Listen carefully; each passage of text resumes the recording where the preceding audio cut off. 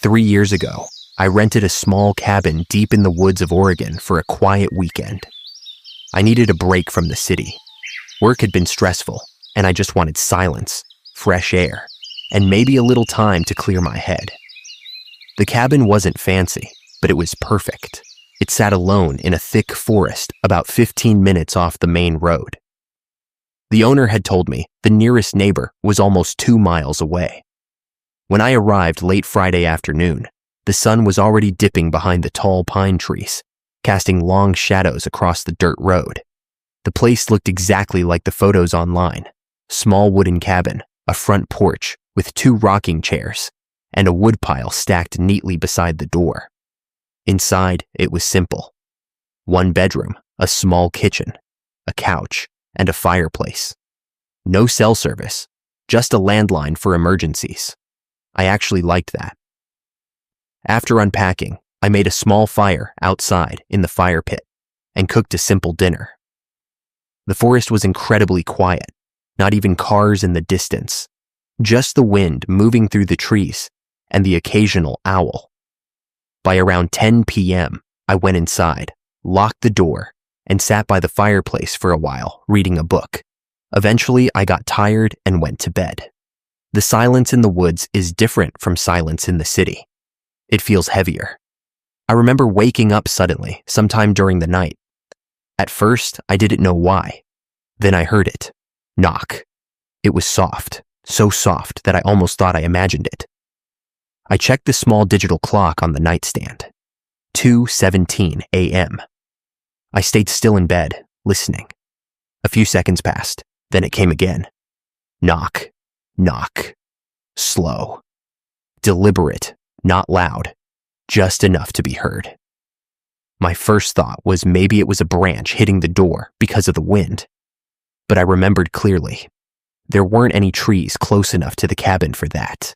And the knocks sounded controlled, like someone was using their knuckles. I sat up in bed. My heart was already beating faster. Who would be out here at this hour? The owner told me almost nobody comes down this road at night. The knocking came again. Knock. Just 1 this time.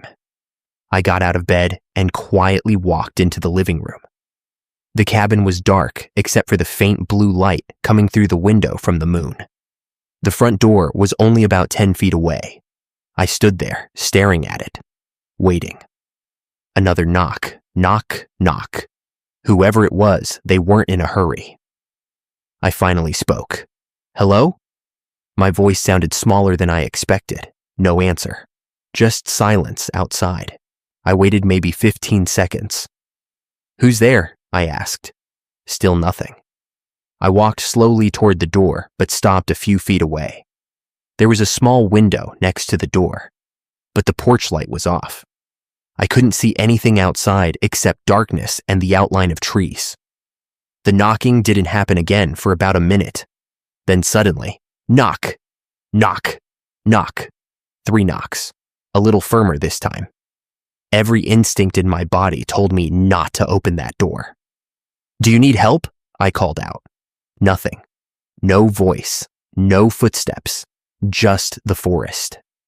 At this point, my mind started running through possibilities. Maybe someone's car broke down nearby. Maybe a hiker got lost. Maybe someone was hurt. But if that were true, why wouldn't they answer me? I walked a little closer and looked through the small window again.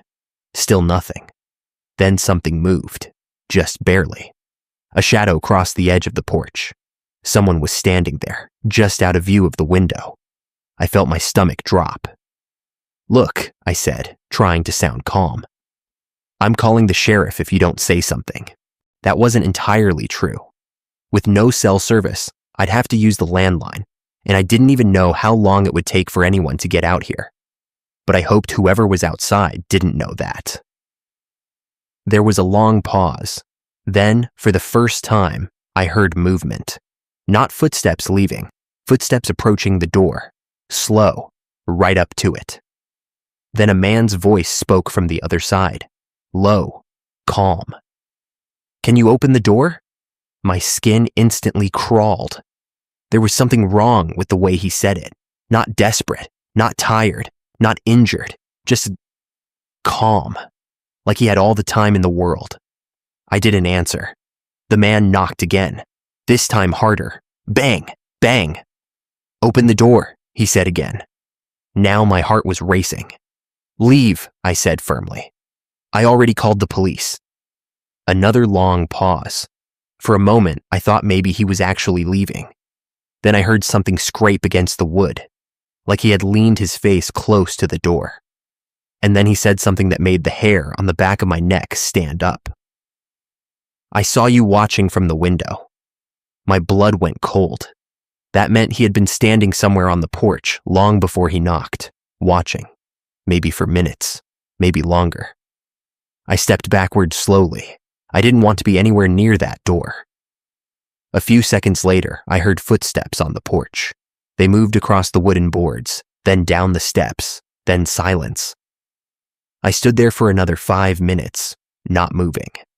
Finally, I gathered the courage to peek through the window again.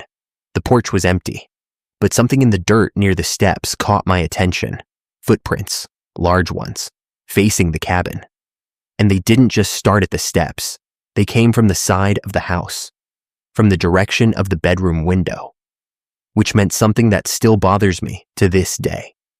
Before he ever knocked on my door at 2:17 a.m., he had already been standing outside my bedroom window, watching me sleep. I didn't sleep again that night.